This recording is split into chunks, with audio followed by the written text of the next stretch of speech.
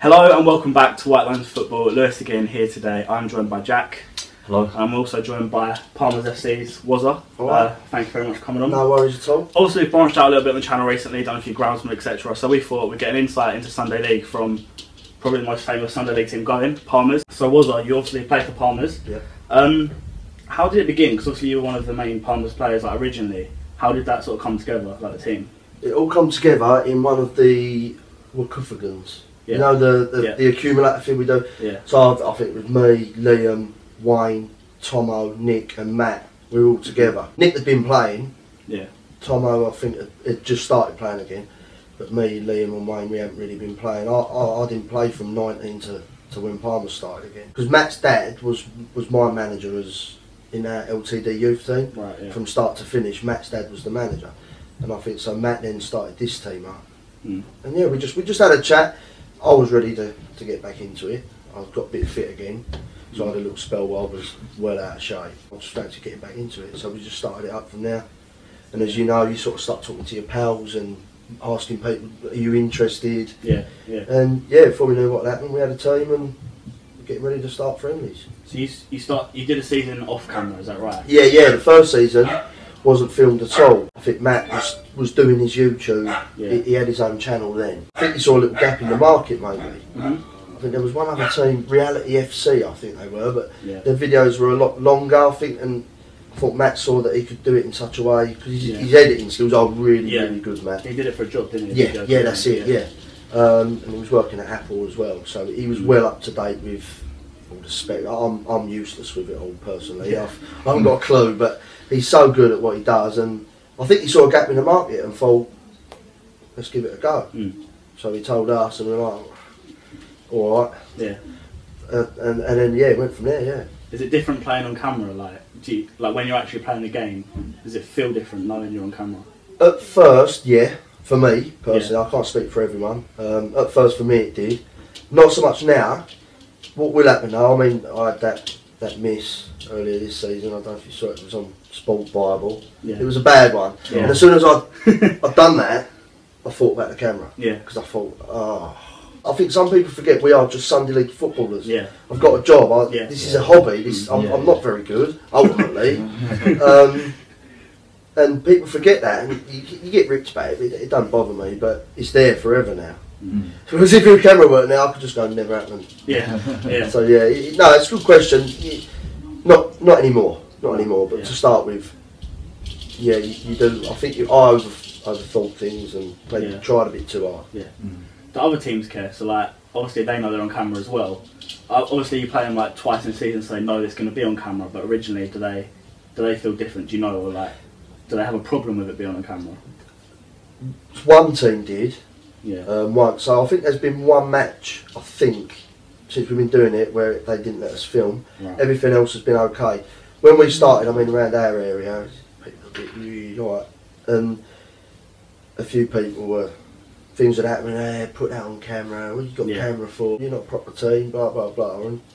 And we 9 times out of 10 we beat them, and it's alright. But now everyone likes it. Yeah. They like it. Oh yeah, brilliant. We're on that. I suppose they get to watch it back as well. They get to watch back, and Matt's very fair as well. He's very fair. Yeah. If we put a really bad challenge in, Matt shows that, and Matt will condemn it as such. So he's not biased, and I think that's why the other teams like it now. Yeah. Because they know that they're going to get a fair crack to win. Even like the other team, what was that team called? Scotland. Yeah, they were at number 4. Like he was all like, it wasn't biased because he was saying about how he won like everything in the air, and like he was like, you know, just assuming that he won everything. No, that's it. He'll give it when it's due. So you've done a few things since being at Palmer, also on YouTube. One thing Jack was just touching on there, when you won the league against Squattons, you weren't at Palmer's then because you left for a little bit. Yeah. Why did that happen? Obviously, we know you didn't like playing right wing back and stuff. Is that? Yeah, I think what it is over the time. I mean, give Nick his due. When I was available, playing right wing back, he'd start me. Yeah. He would. Then obviously I started my new job, and I work every other weekend, so it started becoming less and less. And obviously someone would fill in when I'm not there, and they'd play well. Yeah. The following week, it's only fair that they should get another go. But then in my mind, it's sort of something I can't help. I have to work. I have to provide for my family. So I think in the end of it, I just fell out of love a bit with the game. I'd sort of turn up and get a few minutes here, maybe not come on at all. And when you've sort of gone over there, you want to play. I get a bit sulky with it. I will admit. Yeah. But yeah, I think it was just time for me to come away for a little bit and just just reassess. But I was gutted. I'm so pleased for them, but obviously gutted to not be a part of it. Yeah. I was there. I went to the cup final. I was there for that. I was in the dugout with the lads. I was up and down the sidelines. So I was there for that. I do regret it. So another thing, while Palmer's been on YouTube, I don't know how much you want to say about it because obviously it was a big thing, but there was a game against Hashtag. Yeah. That all kicked off. Yeah. Do you want to give your side of what happened? Yeah, I will. Yeah. I mean, it's all water under the bridge. I know we try not to go on about it too much. It's all water under the bridge. Again, a game I couldn't play in due to work. So I was working nights that night because it was an evening game. It was a big game. We were all really gutted we lost that. Yeah. We were really gutted we lost that. Yeah. I don't know Spencer personally, so I can't say anything about him. I don't know what he's like. It was just so disappointing to lose the game. And then obviously we had our schedule of putting videos up. Matt had his way. Yeah. But obviously because of his following and he's a big name on YouTube, we sort of had to abide by what he wanted to do. Yeah. And I was saying, get the video out, get it out. Even though we'd lost, get it out there. Yeah. And I think I made a little comment on Twitter. It was only a bit of, for me, it was just a bit of a laugh. But it started really escalated, it really exploded. And the whole time we're sort of laughing about it. But I think he took it quite personally. I've got nothing against him or them. They're doing well, but they can do things we can't do. Yeah. Yeah. Due to what he has. Yeah, you've got to give respect to. He's made it massive, but the followers he had already, he put him ahead of us. Yeah. We don't care about who's number one. We do this. Matt does this for him, and we do this for us. I mean, my family, my stepkids, they love watching the videos, and they're fans. They've got the kit and that. So for me, that's what it's about. Hashtag is just on a different level to us, and I think maybe he thought we were a bit bitter. Yeah, yeah. We weren't. We're just regular, average blokes. Yeah. In the end, we were just. I'll be honest. We were just on the winder. Spencer's like sort of a more professional approach. Do you think that's why he kicked off a bit? Possibly, yeah. I mean, again, for him as well. For me, Palmer's is a hobby. Yeah. I turn up, I play to the best of my ability, and then I go home. Yeah. For Spencer, and Smith now, it's their job. Yeah. So yeah, I can understand why he bit so hard. It's a bit childish, but you know yourself sometimes.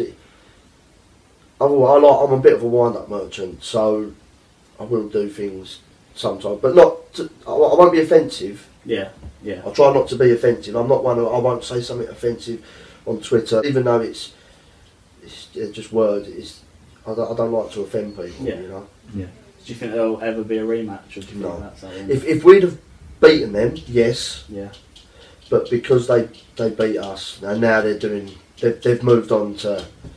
They're playing in the USA. Yeah, that's something I could only dream of doing. They've left us behind in that aspect. But I think if we did play them again, it would still be a very close game. I think we could beat them. Do you think you'd merge the reserves and the first team together? Possibly. The only problem with that is obviously playing together. We played that Oxshot Royals. Smithy from Soccer M's team. That video went out. And that was a bit of a mix, and it was quite a difficult game. First half, we were really under the cosh because of the mix. We're used to playing together. They're used to playing together now, and even at Sunday League level, it does make a difference.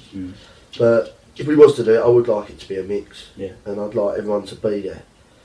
But it's everyone would want to play, and that's why I'm glad I'm not a manager. Obviously, this season the reserves and the first team were sort of split up. You played for reserves. Yeah. How was that organised? Was it just pull names out of a hat, or was it like shuffle that person there, shuffle that person there? No, it was put out there to anyone. It originally went out in the 18 group, the first team. It said we are going to be starting it because there's been rumblings. I heard about it a while ago, so I was like really excited for it. He put it out there, anyone that wanted to go, more than welcome to. If 10 players said, yeah, I want to go, that's fine, that's what would have happened, because we can always find players, especially since the filming. I've noticed people, they enjoy it, but we're still, we're still keeping it mates. But we have so many people that don't know any of us messaging us saying, I want to play, can I join, can I sign? And it's not, we're just trying to keep it that you have to know someone. Yeah, that is. I suppose that is the whole thing about it. Yeah. Everyone wants to join and be on camera. Yeah, I mean, as soon as I heard about the reserves, I was straight away, yeah, I'm in. A few of the other lads, Scottish, Sam. The players that would offer something, I still think that. I think we could all still play for the first team, honest to God, I do. Yeah. But that weren't getting an awful lot of game time. Liam, Sam, me. Kev, I thought he's a good player, but he's really suffered with his knee. He's actually got his operation booked for the 18th of February. Okay. By the way, I found that out today, so good luck, Kev. He decided to be the manager, and then it was, right, so we've got these, we're now going to start asking friends. And I've got some like Greavesy and Jordan, Greavesy I've known forever. Yeah. Jordan, we've been friends since secondary school, first year, first day we met, mates. So it's really nice to be playing again with people, you know. And then obviously Frank knew Perry, and it just went from there. Yeah. Really happy with the team. Yeah, see, I suppose it's easier because, like you say, you had to ask more people, but there were too many people that weren't getting enough game time, etc. I suppose that's why it was made. Sometimes you play right wing back now, but you played up front a little bit. I suppose it's quite common knowledge for Palmer's fans. Why do you hate playing right wing back so much? I always was a striker. Yeah. But obviously I think that not playing for sort of 19 to 27, I lost my way a bit. Yeah. So when I come back, the first season when we weren't on camera, I played up front. Okay. And then again, the first game we filmed was a league game, but in one of the pre-season friendlies, someone dropped out and we needed a right back. So I said, because we originally weren't wing back, it was right back or left back. Yeah. And edit that out.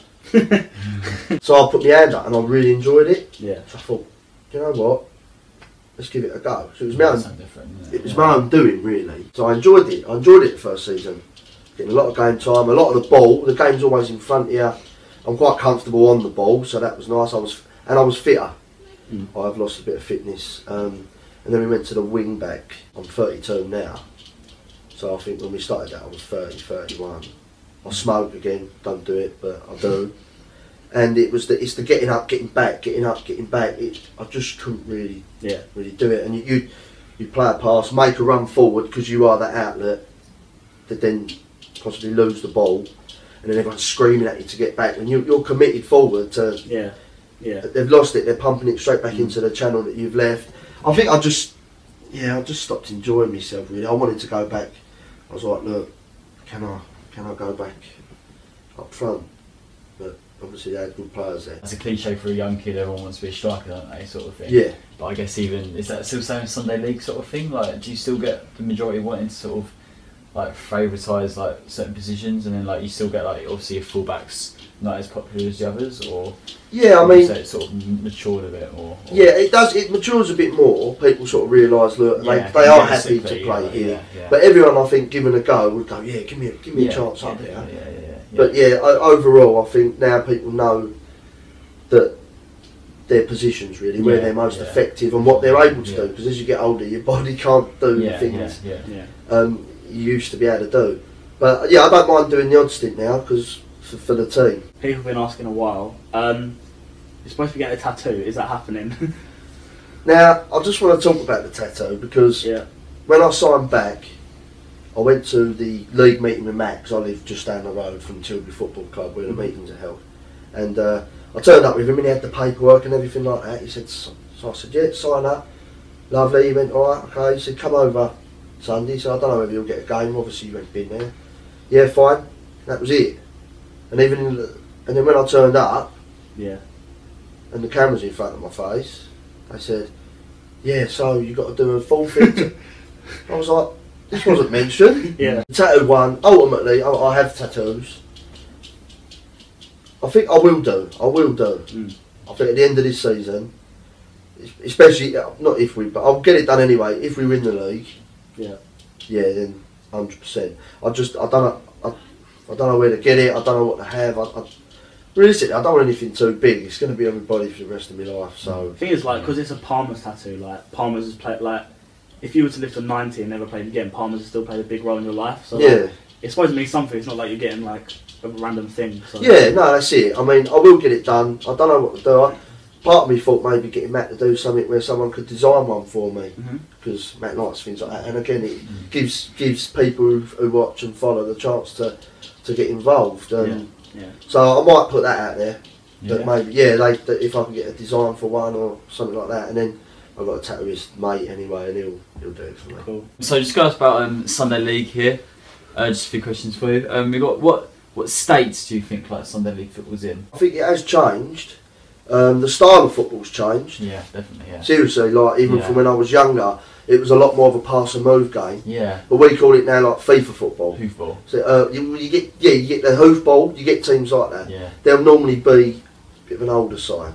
Yeah, it's because of the pitches as well. The pitches are terrible. Definitely. And that is something I really want to touch on. I mean, the amount of money that's going in the game at the minute is unbelievable. Yeah. I think I disagree with it. I think there should be salary caps, wage caps, everything like maximum transfer fee should be this. I think it's disgusting. But because of the amount of football, money in the game, I genuinely think that the FA have got to put so much more into grassroots. How do they expect us, especially on a technical level? Because I think England, the national team, technically, we can get outplayed by Switzerland.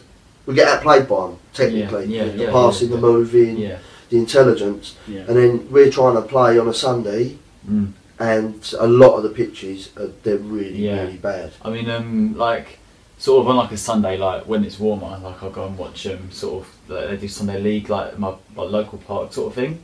And like, the ground isn't the best. And let's talk about, touch on like the style of football, like most of it is sort of like, if the defender gets at his feet, he's only going to take more than one touch. He's going to like not think about just hoof it out. Launch sort of thing, launch. I mean, like you get that done like Jills, don't you, sort of thing. Like, you know, like, really like bad, is it? It's just like the style of play, like it's everywhere. It's not just Sunday League sort of thing. Like a lot of players are just sort of. It's a shame. Panicking, they panic. Feet, aren't they? I mean, we try to. Both sides, Palmer sides, we do try to play out from the back. You just have to watch the videos to see. Sometimes the long ball is on. If someone's made a run, and you know the team you're playing probably isn't that great as well. A long ball over the top. And obviously it's a good idea sometimes as well, because obviously if you haven't got the most confident of centre-halves, like you only really look at Man City, like even in the Premier League sort of thing, and like I don't know the same for like Sunday League, but it's only really them sort of centre-halves that are going to bring it out with it sort of thing. Even like a Stoke centre-half isn't really the most confident. Most people at centre-halves are there because of their size and their... Like they're not there for their ball playing ability. No, most Sunday League centre backs are big blokes. They are. It's just the way it is. It's a bit of that's a bit of a throwback to the English way as well, though. Lump it, play it, big hard tackles. I think we need to concentrate more on actual playing technical passing football. But the pitches are bad. Winter they get boggy. Summer they're rock hard. The ball's bouncing all over the place. They just dust bowl sometimes, and I just don't think it's acceptable really. I think I genuinely believe across the country that Sunday League pitches that our kids are playing on as well, they need to be better. Because they're not going to improve, are you? Like you can stick any sort of centre midfielder in like the Premier League sort of thing who's like used to like a big pitch, like a good pitch, like stick them on a Sunday League pitch, like I don't have a clue what they are. It does make a difference. I mean, you look back at George Best back in the day, the pitches back then were revolting, and they used to be able to do it. But there weren't many. So it needs looking at, I think. But I think even the pitches up here, like you look at them and they're just like this. It's ridiculous. It's like, why would you put it on a slope? Why would you do that? Why would you look and think that's a good idea? And so obviously that's not only because obviously it's difficult going away from home as it is, but you're a difficult crowd. But like when you get like already upset sort of thing, like the cups, like Leeds got knocked out at Newport. Probably same as Stoke at Coventry because it's a bigger stadium. But Leeds struggled at Newport probably because how small it was. Newport have a really bad pitch as well. And it like, just makes such a difference. Definitely. A small, because they've got to be obviously a legal size. But there is a difference really in like it. Congested, It's congested. It's tiny. It's a nightmare. It's but some players are prima donnas. They don't like that. The changing rooms are cold, small, dirty. Yeah. That's all I know. Yeah. But yeah. These professionals now, they're not living in the real world anymore, I'm afraid. Like, even like Premier League teams like come to Gills, don't they? Like FA Cup sort of thing. Like they struggle, don't they? Because like obviously just because it's smaller. It's an eye opener. Yeah. It is an eye. I mean, even going back to like my stepson plays. He's 7. And his home pitch. It's only a little like 7-a-side pitch. Yeah. It's like that. Yeah. Mm. Yeah. It's ridiculous. They're 7 years old. They shouldn't be playing on pitches. They should have a nice flat pitch that's looked after. Yeah. I mean, they've done well anyway. I want to give him a little shout out, Ollie, because they won 11-3 yesterday, and Ollie scored 8. Not bad. Yeah, so he had a really good day. Well done, boy. What's on the other 3? Well, his mate scored the hat-trick. Oh. Some of them was like 2 goals spread out. They played really well. Let someone else score. Yeah. So what would you say like the future is for Sunday League sort of thing? Because obviously, like you said, it's sort of got a bit worse since you played sort of thing. Do you think it's going to get progressively worse, or? I don't know. I mean, I can only really go by the divisions we play in the league we're in, which is the Thurrock League. Last season it dropped a division. Yeah. So it always had 5 divisions, the Premier right down to Division 4. Last season we lost the division because the Premier League struggles because there's sort of like 2-3 really good sides, and then all the teams that keep coming up, they start losing, they fold. Yeah. Then they'll either start again right at the bottom, or they'll just call it a day. So what they've done this season, I don't know if you're aware, the Premier League now is Basildon and Thurrock.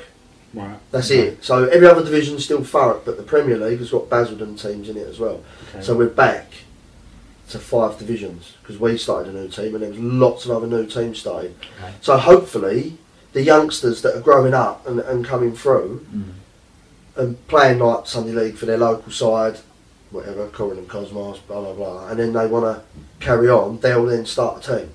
That's what we need. Yeah. To keep the leagues going. Yeah. Otherwise, it's a worry. What would happen if a team from the Premier Division that's not from Thurrock got relegated? Because obviously those leagues aren't.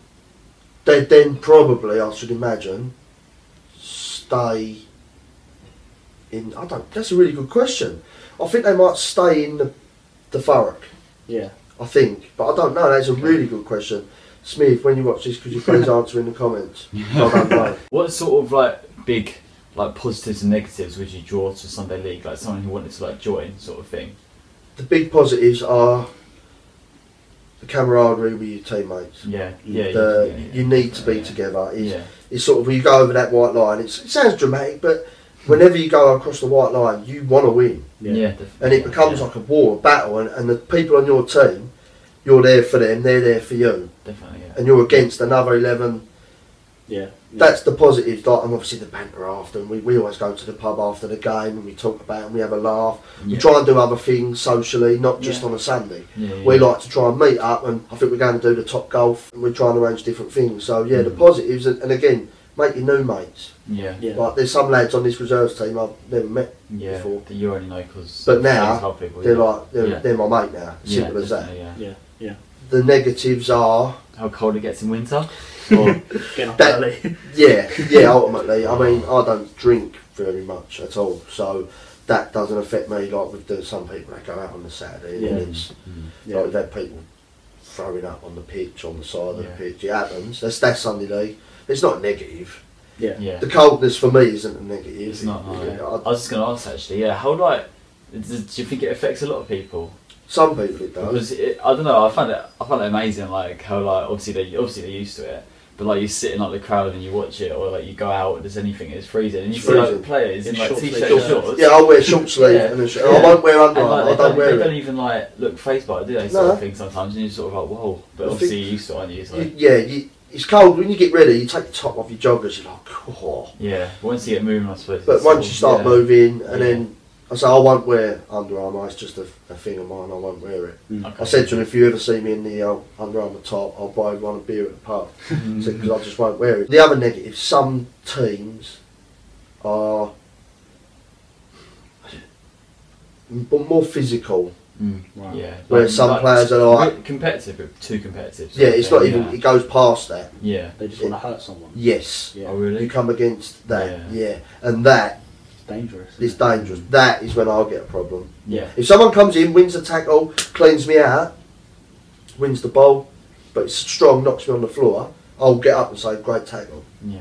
If someone comes over the top on the ball and tries to break my leg, I'll get up and try and, well, yeah, that's the thing. Really, I've got to go work. Everyone else on the team, we've got to work. Yeah. They've got to work. We want to win.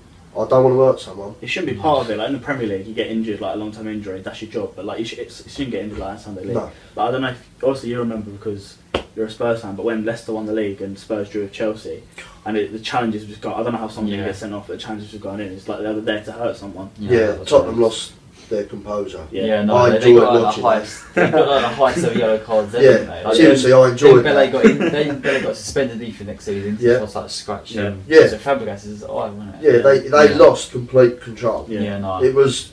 I'm not saying it because it was Tottenham. It was a disgrace. No. I watched it. You admit it. It's a disgrace. I watched it and I thought it doesn't seem like it. They're role models. Yeah. See, some people say I don't class myself as a role model. No. Because I'm a Sunday League footballer. So yeah, I'm going to be on camera smoking and swearing and doing this and doing that to a degree. The thing is, I know kids watch, and so maybe I should tone it down. But that's who I am. Yeah. I'm not paid. These professionals, they are genuine 100% role models. Mm-hmm. Kids idolise them. Yeah. Because I'm just a very average footballer who's been very lucky to have people like follow me and want to talk to me and want to meet me and want to do things like this. Yeah. Like, I appreciate it. That's why I'll go out of my way to come and do it. Yeah. Because it's not going to last forever. If it helps you out or whatever, I like to help. That's why I do things for Matt sometimes. Yeah. Yeah. Sunday League Extra you do. I do enjoy doing that, to be honest, because I quite like having a laugh, as you see in the videos, and it's nice to see the lads and sort of cheer them up a bit and take the mick out of them a bit. Just touch on like how long, like how to an age sort of like you sort of play for, sort of thing. Is it like the same as like professionals? Do you think most Sunday League players sort of give up and don't play as much? Sort of as they get to the same age as like professionals do, sort of thing. Like who's the oldest in Palmer's? Ainsley. How old is he? 40. Right. 40, right? Yeah. So Ainsley's 40 years old. You wouldn't think it, would you? No, you wouldn't. He's so fit as well. Yeah. Ainsley's 40. He was 40. Has he been playing for like a long time? He's been playing for years and years and years. Ainsley. He played a few friendlies for us when we were just one team. Yeah. Right. But then I think we had a few players and people were out injured and things, and then they come back, so it didn't work out then. But yeah, I'm really pleased to have him on the team now. Yeah, he's 40. Overall, I mean, I'm still a bit indecisive as to what I'm going to do. Yeah. Because Ollie plays on a Sunday now, so he always played on Saturdays, so I could watch. But now he plays on a Sunday. When I'm not at work, I'll play on a Sunday. Yeah. And I feel like I'm missing out watching him. Yeah. So originally was just going to play this season, and then that was going to be it. But I've enjoyed it so much, and even my partner, like, she said, carry on, because Ollie's got ages. Yeah. You haven't. I think I'll give it next season. Yeah. Unless something changes between now and the end. Yeah.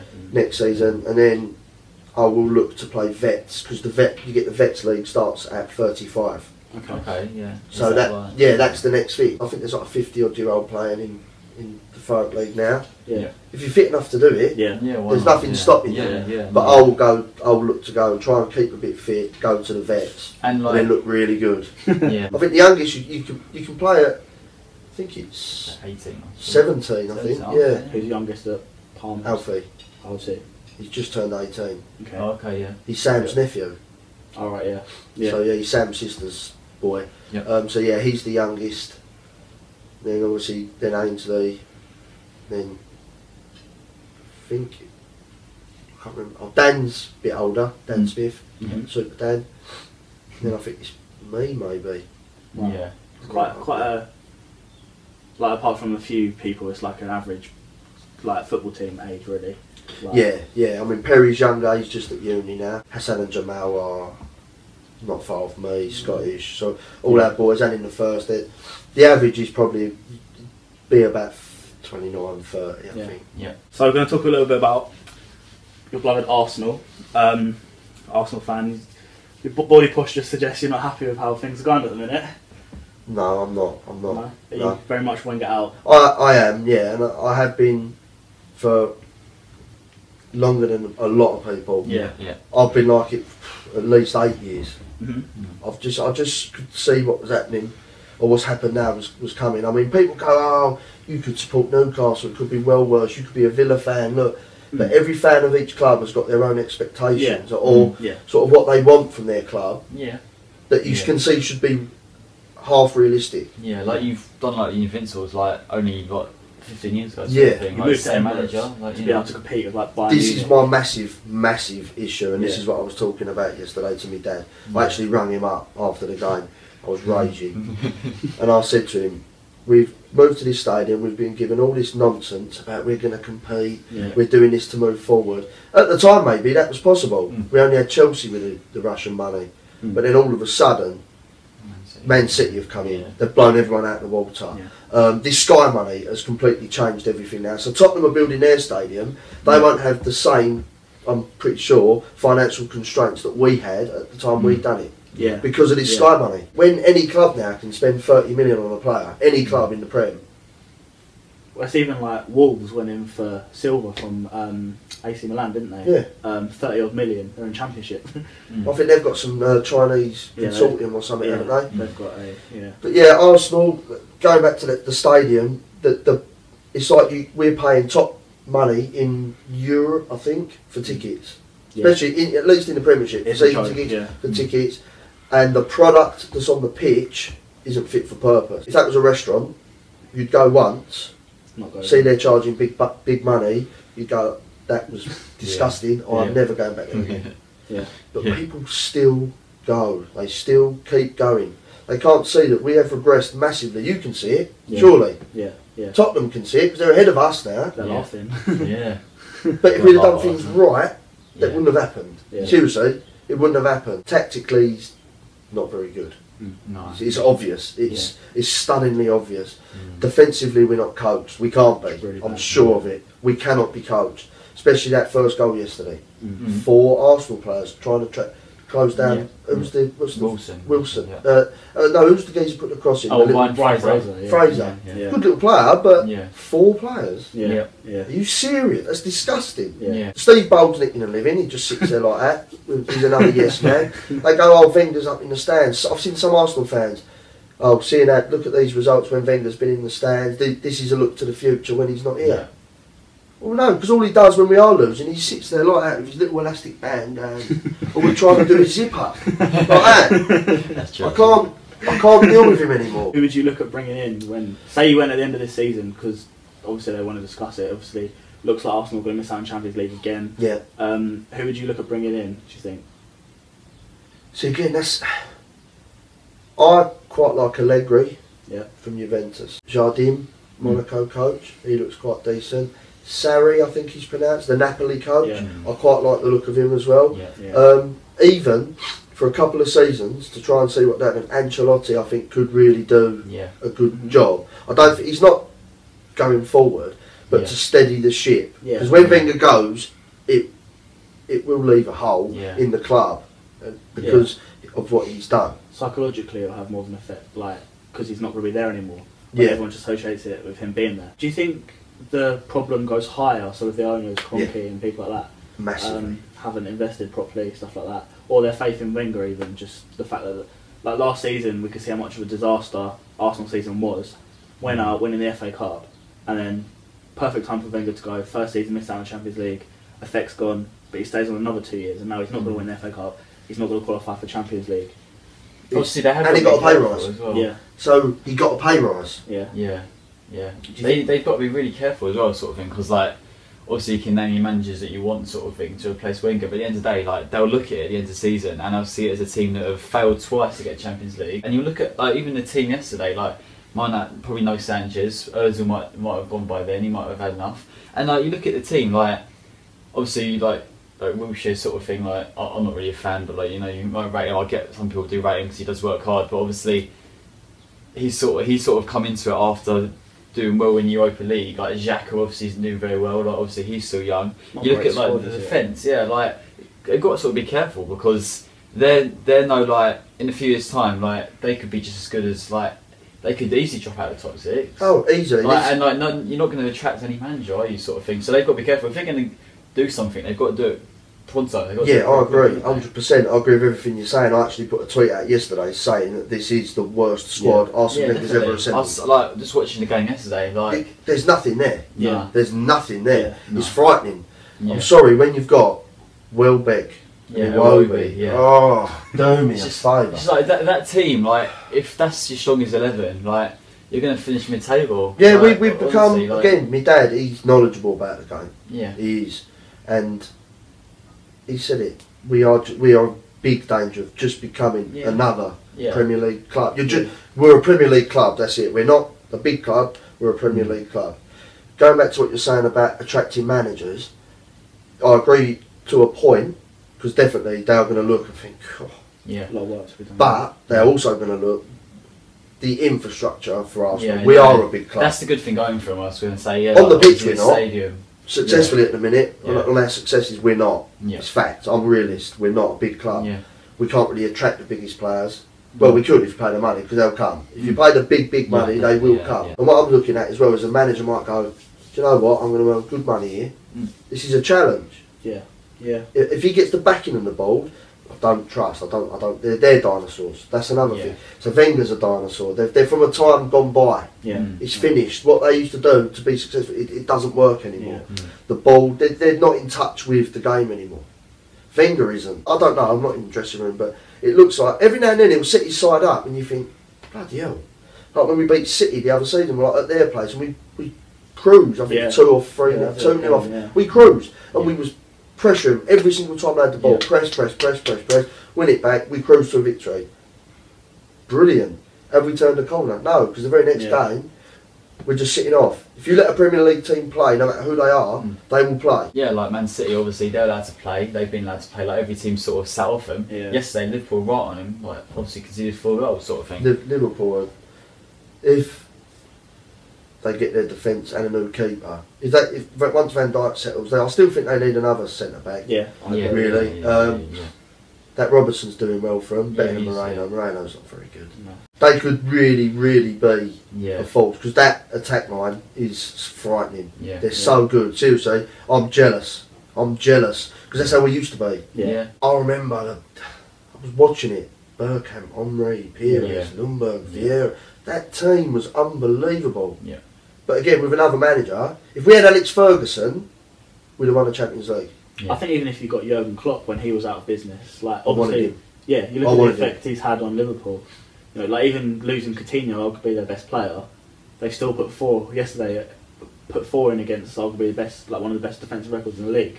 Do you think if Wenger stayed, like, do you think he could stay and be director of football, or do you think he just needs to go? I think we need a. Many would disagree because of what he's done. What he's done for the club, he's been loyal. He has. I just think it would be time to make a completely clean break. I think if he truly loves Arsenal, like he says he does, he would walk, because he could see that he's not doing a good enough job. But sometimes I think he truly loves Wenger. Wenger loves Wenger, and I think he's stubborn and. He's not being held accountable, I don't think, by the board. All the time he's making them money. With Champions League season in, season out, tickets, we're still selling out. I know there's empty seats because they always class season tickets, don't they? Which I disagree with. But we're always fairly majority full. People keep going, and all the time that happens, nothing will change. So obviously you said you've been a Wenger out fan for a lot longer than most people. Like you said, 8 years. You sort of said around that time. What sort of, like, originally, what was like the catalyst to that? What like happened to like make you like click and think, hello, I think Wenger's got to go? Like, was it consistency of results? Was it like the fact that he doesn't spend money, sort of thing, or? It was the consistency of results. It was the I mean, now it turns out that we didn't have a lot of money, so. Because I always thought we've got to be spending. If we didn't have it, we didn't have it. It was the consistency. It's the same thing happening. So every season, a certain month, it used to be November, Arsenal would have a capitulation. Every season. We'd keep getting smashed. You know, like, not just losing.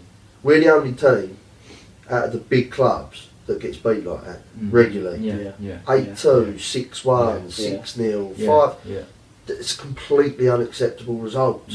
I remember a few years back, Arsenal were top in like November, and I was like, they're actually going to do it this season, and then it just 4th. So, and that's the thing. You thought that. I didn't. Yeah. Honestly, I was like, we won't win it. Yeah. We will not win it. I often think like Ibs, who's also on the channel, he's an Arsenal fan, and it literally dropped like. I'm a Gills fan, so like in League One, you have a lot of turnover of players each season. You like, do, the contracts run down all the time. But like, even being like, if someone's a Liverpool fan or a Spurs fan, like you've always got ambitions. But in Arsenal, it's just the same circle, the same. It's just I can't imagine being an Arsenal fan. It must be so painful. It's really frustrating. Yeah. People are starting to realise as well now. They go because as well. I don't do the football banter really because I don't. Yeah. I know how it feels, so I don't take it as personal anymore. The defeats, I sort of go used to it. It's really frustrating. We've got everything in place to really push on. Yeah, I genuinely believe that. With the right manager who's going to have the balls to stand up to the ball and say, right, this is what I want. These are the players I want. Give me the funds. Let's get it done, and I'll give you this. And if I don't give you this, you can sack me. Yeah. But I want these players, and I'm going to play this style of football, and this is my end game. At the moment, I think we're just floating about, and I think Wenger just goes, express yourself, go on, and you're like, we haven't got the players. He wants to play this tiki-taka style. We haven't got the players that are anywhere near good enough to do it. When we were successful, we had physically strong players, but they were technically brilliant, they were fast, and guess what, still wins the Premier League. That. I mean, I'd also like to talk about the lower leagues because I like the lower leagues. I try and get over to watch my non-league side, Grays Athletic, when I can. Billericay's, is that close or? Yeah, that's close. But I don't really like them. No. I do, but it's them. I've been blocked by their owner. I don't even know why. Yeah, he comes across as he's this and he's that, and then he says he's a very religious man. I found religion, and then tells fans to kill themselves on Twitter and stuff. Yeah, he's not very classy. I mean, it's not what non-league's about, I suppose. It's good for them at the minute, they're riding on the crest of a wave. But if he decides he don't want to do it anymore, Billericay are going to be in a lot of trouble. I went to watch Leatherhead with Matt. But going to the lower leagues... That's where Liam Nash was on loan. That scored, was that the recent on the road? Yes. Yeah, Sky scored their first goal. Number 9 on loan from Gills. Is it? That's a really good goal, that was. Sort of like left-footed, boom, Matt missed it. He nearly scored another goal like it. You saw the actual highlight in the video, he nearly scored another goal like that. I don't think enough money filters down to the lower divisions. Honest to God, I don't. How are these teams expected to push forward? I know. When you say, as you say, you keep... The turnover of players is so high, you can't... You haven't got a constant. There's me moaning about Arsenal. Yeah, I do look at it on the other side, I do. It's not on, even the local side, non-league side, they're just constant. Who's here now? You don't, this new signing, that new signing. How long will you be there? If they're there more than 2 seasons, it's amazing. Yeah, it is, But because Hartlepool were in trouble as well, weren't they? They were raising money outside the stadium on Saturday for the Gills. A couple of years ago when we had our other manager, our owner put a lot of faith into him and said, here's a lot of, like, we didn't pay any transfer fees, but here's like money spent on wages. Everyone got a 2-year deal, so now at the end of this season, like 80% of the squad is out of contract. So next season, like we've done all right this season. Now, like we're on a good run of form, but next season you could have a totally different squad. You're never gonna. It's rare you get players like staying at a club at that level for a long time. The golf is unbelievable. See, Wolves might do all right. Because of the money. Because of the money. But again, they're spending that money now. They're in the Championship. I don't know how big their funds are. So obviously, when they come up, they'll need to spend even more. They will. I think that wraps up the interview today. It was a good chat. Thanks very much for coming on. No worries. I hope it's all right. Yeah, really appreciate it. We'll leave all the links to all Wozza stuff in the description. Obviously, if somehow you don't know who Palmers are on YouTube, then check them out as well. If you enjoy it, please remember to like, subscribe. We'll see you next time. Goodbye. See you later.